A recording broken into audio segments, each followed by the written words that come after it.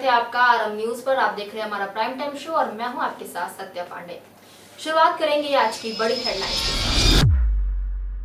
Iran का हिंद महासागर में अमेरिकी बेस पर हमला, 3800 किलोमीटर दूर डिएगो गार्सिया पर 2 बैलिस्टिक मिसाइल दागी गईं, टारगेट से चूकी। मथुरा में साधु की मौत पर हाईवे पर हंगामा और पथराव, गाड़ियां तोड़ी गई, पुलिसकर्मी घायल। आरोप है कि गौ तस्करों ने ट्रक से कुचल कर मारा। 1 अप्रैल से लागू होंगे इनकम टैक्स के नए नियम। ये कानून 64 साल पुराने आयकर अधिनियम 1961 की जगह लेगा। बिहार में टीचर्स की 46,595 पदों पर भर्ती, जिलावार सिस्टम से बड़ा बदलाव। जीतनराम मांझी का बड़ा बयान, बिहार में जो भी सरकार बनेगी चलेगी नीतीश मॉडल पर ही। ग्रेटर नोएडा हादसा, 12वीं मंजिल से गिरकर 3 साल के मासूम की मौत, सोसाइटी में मातम। एप्स का होगा अंत, नथिंग के सीईओ कार्ल पे का बड़ा बयान, एआई एजेंट संभालेंगे आपकी दुनिया। नूरा फतेही के गाने पर बवाल, फतवा जारी, एनसीडब्ल्यू का समन, सभी प्लेटफॉर्म से हटाए गए वीडियो। सलमान खान की मातृभूमि फिल्म पर संकट, शूटिंग अधूरी, प्रशांत तमांग की मौत के बाद रिलीज टली। ईद पर भोपाल में अमेरिका इजराइल मुर्दाबाद के नारे लगे, राजस्थान में लोगों ने काली पट्टी बांधी, बंगाल में बाबरी मस्जिद की साइट पर पहली बार नमाज पढ़ी गई। अब खबरें देखते हैं विस्तार से। शुरुआत करेंगे अमेरिका, इजराइल और ईरान जंग से। इजराइल, अमेरिका और ईरान जंग को 22 दिन हो गए हैं। ईरान ने शुक्रवार सुबह हिंद महासागर में स्थित अमेरिका ब्रिटेन की जॉइंट सैन्य बेस डिएगो गार्सिया पर बैलिस्टिक मिसाइलें दागी। सीएनएन के मुताबिक अमेरिकी अधिकारियों ने इसकी पुष्टि की है। उनके मुताबिक ईरान ने 2 मिसाइलें दागी, लेकिन कोई भी बेस को निशाना नहीं बना सकी। यह बेस ईरान के तट से लगभग 3,810 किलोमीटर दूर है। तेहरान से इसकी दूरी 5,000 किलोमीटर से भी ज्यादा की है। डिएगो गार्सिया अमेरिका के लिए बेहद अहम सैन्य ठिकाना है। इस बेस से अमेरिका अपने बॉम्बर प्लेन का इस्तेमाल करता है। यहाँ बड़े टैंकर विमान और निगरानी करने वाले विमान भी काम कर सकते हैं। खबरों में आगे बढ़ते हैं। मथुरा में फरसा वाले बाबा के नाम से मशहूर गौरक्षक बाबा चंद्रशेखर की संदिग्ध मौत से तनाव का माहौल है। बाबा चंद्रशेखर क्षेत्र में सक्रिय गौरक्षक थे और गौ तस्करी के खिलाफ अभियान चलाने के लिए जाने जाते थे। वे अक्सर हाथ में फरसा लेकर चलते थे, इसी वजह से लोग उन्हें फरसा वाले बाबा भी कहते थे। घटना कोसीकला थाना क्षेत्र के नवीपुर गांव के पास तड़के करीब 4 बजे हुई। बताया जा रहा है कि बाबा संदिग्ध गौ तस्करों का बाइक से पीछा कर रहे थे। आरोप है कि इसी दौरान आरोपियों ने उन्हें वाहन से कुचल दिया, जिससे मौके पर ही उनकी मौत हो गई। घटना हादसा है या साजिश, इसे लेकर सवाल खड़े हो रहे हैं। स्थानीय लोगों ने एक आरोपी को पकड़कर पुलिस के हवाले किया है, जबकि 3 आरोपी अभी भी फरार हैं। पुलिस ने मामले की गंभीरता को देखते हुए जांच तेज कर दी है और आरोपियों की तलाश जारी है। घटना के बाद गुस्साए लोगों ने दिल्ली आगरा हाईवे पर जाम कर दिया, जिससे भारी ट्रैफिक जाम लग गया। अगली खबर का रुख करते हैं। भारत सरकार ने देश के टैक्स सिस्टम में बड़ा बदलाव करते हुए आयकर अधिनियम 2025 को अधिसूचित किया है। यह नया कानून 1 अप्रैल 2026 से लागू होगा और 1961 से चल रहे पुराने आयकर अधिनियम की जगह ले लेगा।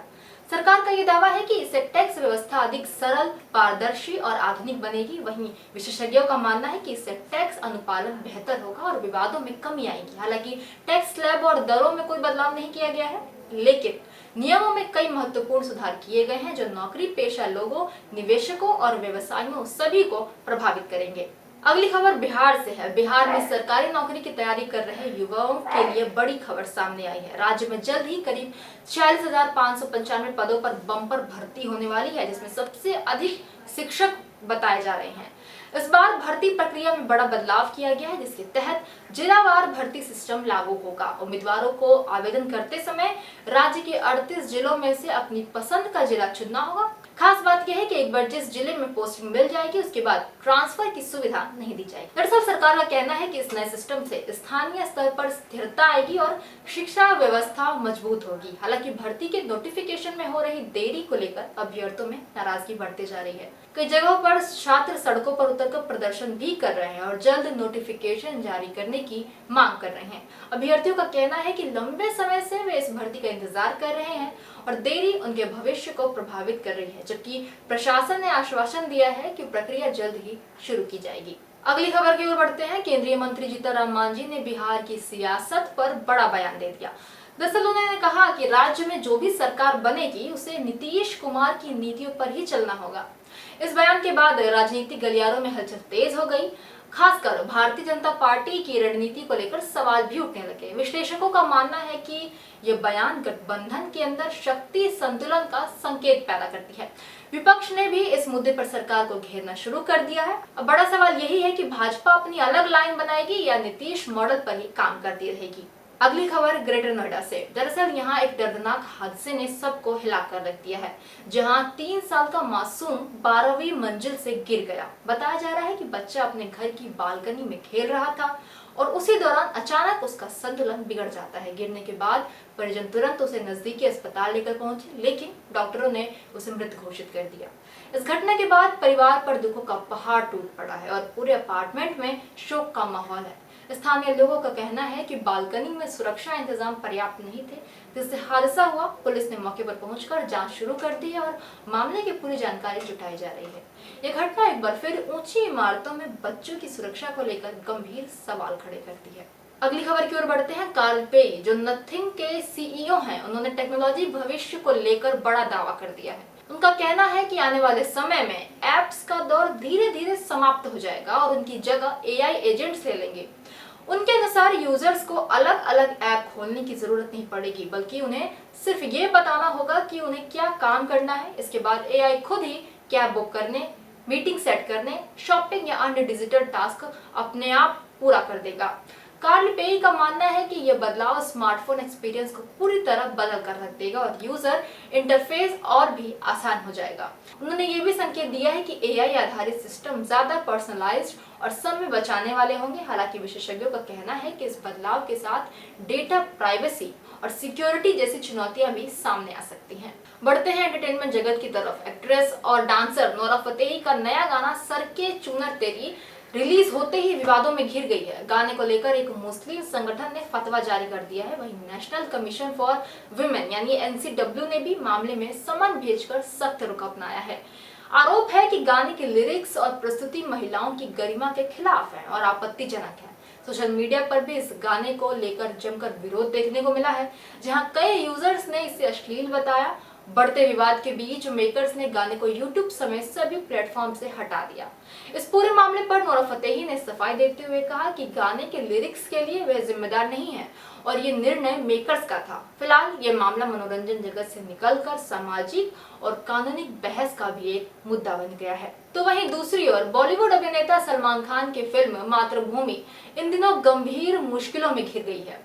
पहले फिल्म की शूटिंग तय समय पर पूरी नहीं हो पाई, जिससे प्रोजेक्ट पहले ही देरी का शिकार था। इसी बीच एक्टर प्रशांत तमांग की अचानक मौत ने फिल्म को बड़ा झटका दे दिया। उनके साथ जुड़े कई अहम सीन अधूरे रह गए, जिससे कहानी पर भी असर पड़ा है।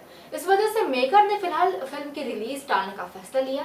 अब निर्माता अधूरे हिस्से को पूरा करने के लिए एआई और वीएफएक्स तकनीक का सहारा लेने पर विचार कर रहे हैं। हालांकि इस फैसले को लेकर इंडस्ट्री में बहस छिड़ गई है कि क्या ये इस तरह फिल्म को पूरा करना सही हो पाएगा। और आज की आखिरी खबर आपको बताते हैं। देश भर में ईद मनाई जा रही थी आज। इस दौरान अमेरिका, इजराइल और ईरान जंग का असर भी देखने को मिला है। शिया समुदाय के लोगों ने श्रीनगर, भोपाल, जयपुर, अजमेर, सीकर और बंगाल के मुर्शिदाबाद और यूपी के संभल में नमाज के दौरान लोग काली पट्टी पहनकर उतरे। भोपाल के इमाम बाड़ा में आयतुल्लाह अली खामनेई की तस्वीर रखकर श्रद्धांजलि भी दी गई। तकरीर में मौलाना रजी उल हसन ने जुल्म के खिलाफ खड़े होने की बात कही। शिया समुदाय ने फतेहगढ़ इमाम बाड़ा में काली ईद मनाई। नमाज के बाद अमेरिका और इजराइल मुर्दाबाद के नारे भी लगाए गए। राजस्थान के जयपुर, सीकर, अजमेर सहित कई जिलों में काली पट्टी बांधकर नमाज अदा की गई। मस्जिदों पर काले झंडे लगाए गए। शिया समुदाय ने विरोध में आज नए कपड़े भी नहीं पहने। घरों में बनने वाले पारंपरिक भोजन, खीर, सेवैया भी नहीं बनाई गई। मस्जिदों में ईद की नमाज पढ़ने के लिए लोग इकट्ठे हुए। ईद उल फित्र के मौके पर राजस्थान के अजमेर में ख्वाजा गरीब नवाज दरगाह शरीफ में सुबह 5 बजे दरगाह का जन्नती दरवाजा खुला। आज के हमारे प्राइम टाइम शो में बस इतना ही। मिलेंगे कल, तब तक के लिए दीजिए इजाजत। आप देखते रहिए आरंभ न्यूज यूट्यूब पर और वेबसाइट पर। धन्यवाद।